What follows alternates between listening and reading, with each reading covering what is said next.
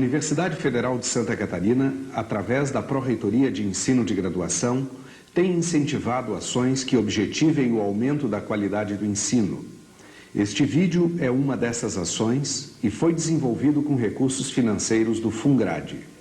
Tendo como público-alvo os alunos de engenharia e de cursos técnicos, os objetivos deste vídeo são sensibilizá-los para a importância e a necessidade das sondagens, familiarizá-los com os equipamentos, ferramentas usadas e com a metodologia usada nas sondagens, motivá-los para a realização de estágios e de pesquisas sobre ensaios geotécnicos de campo. Tudo isto resultando no aumento da qualidade da formação técnica profissional.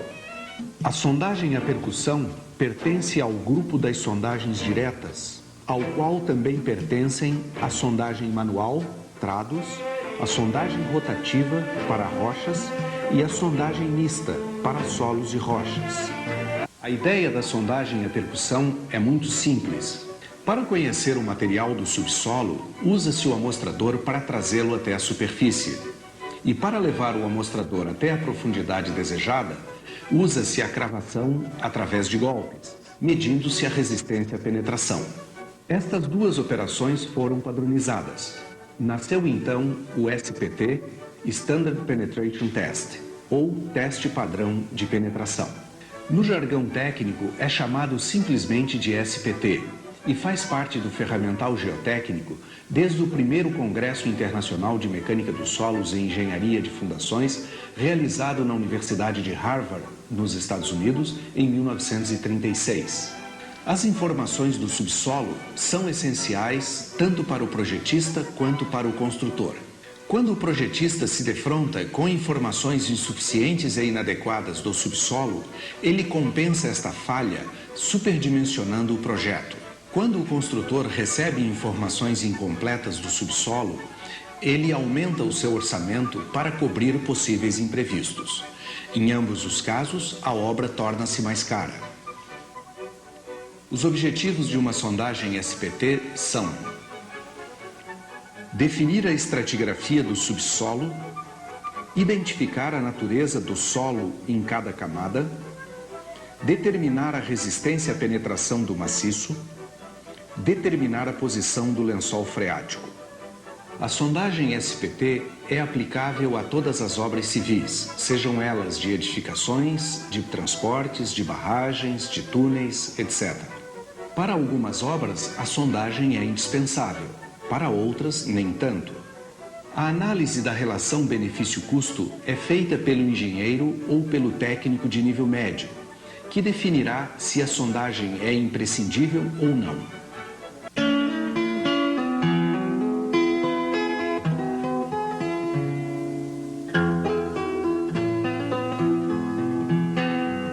Uma empresa de sondagem precisa dispor de pessoal de campo, técnico de nível médio, sondador e auxiliares, e de pessoal de escritório, engenheiro, administrador e auxiliares.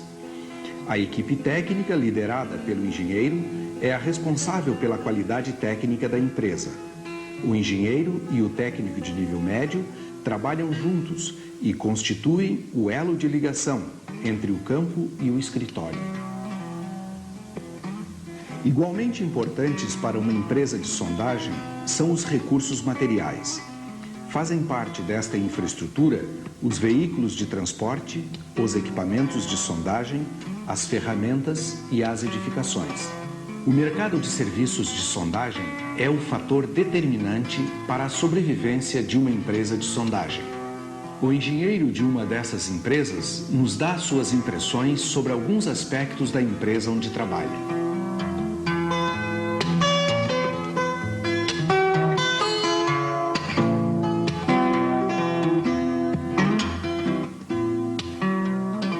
A procura basicamente é feita pelos clientes sob orientação dos projetistas, levando atualmente a um aumento da conscientização da importância da sondagem. Devido a esse aumento, a procura eleva a concorrência no mercado, elevando, principalmente nos períodos de licitações públicas, o número de empresas de 5 empresas para 8 empresas na região.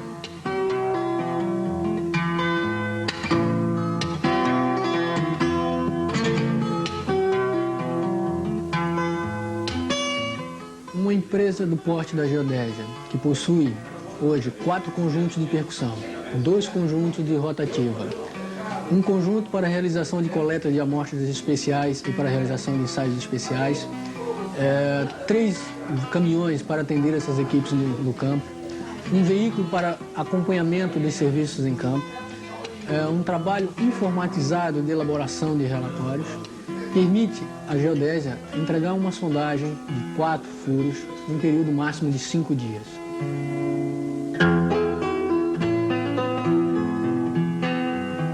O custo para o cliente é muito barato. Uma campanha composta de 4 furos atualmente corresponderia, em relação ao cubo, que hoje é de R$ 430 o metro quadrado, a aproximadamente 3 ou 4 metros quadrados de área construída, o que corresponderia a mais ou menos R$ 1.200. A Associação Brasileira de Normas Técnicas possui 4 normas relativas ao assunto sondagem. NBR 8036, Programação de Sondagens. Orienta sobre o número de furos, locação dos furos e profundidade a ser sondada. NBR 7250, Identificação e descrição de amostras obtidas em sondagens. Orienta sobre as propriedades dos solos e sua classificação em relação ao número de golpes necessários para a penetração do amostrador. NBR 6484, Execução de sondagens. Orienta sobre a execução de uma sondagem, sobre a apresentação dos resultados e sobre as dimensões padronizadas do amostrador e do martelo de percussão. NBR 6502, Terminologia de solos e rochas. Apresenta 226 definições sobre termos usados na geotecnia. O serviço de sondagem é precedido pela locação topográfica dos furos. A equipe de topografia da empresa de sondagem se desloca até o campo e, seguindo as orientações da norma NBR 8036, faz a locação dos furos de sondagem. As etapas desta locação podem ser resumidas em definição de uma referência de nível indeslocável, locação planimétrica, ângulos e distâncias horizontais, locação altimétrica, cota da boca do furo e demarcação do furo com piquete e estaca. A norma NBR 6484 apresenta a aparelhagem necessária para um serviço de sondagem. Torre com roldana, tubos de revestimento, sapata de revestimento, hastes de lavagem e penetração, amostrador padrão, martelo padronizado, cabeça de bater do revestimento e das hastes, trépano de lavagem, trena, recipientes para amostras, bomba d'água motorizada, martelo de saca-tubos, ferramentas gerais. Além desses equipamentos, a norma ainda menciona outros que nem sempre estão disponíveis no campo. Baldinho com válvula de pé, trado concha, trado helicoidal, medidor de nível d'água e metro de balcão. A equipe ideal de campo é composta de um sondador e de 2 auxiliares. A esta equipe soma-se a participação eventual do técnico de nível médio e ou do engenheiro. Excepcionalmente, nos casos de furos de difícil acesso, a equipe pode ser de 4 pessoas. Identificado o local do furo, a limpeza é procedida. Existem locais de fácil e de difícil acesso. A dificuldade de acesso reduz significativamente a produtividade dos trabalhos. Toda a aparelhagem necessária à realização dos trabalhos deverá ser transportada até o local do furo, inclusive água em abundância.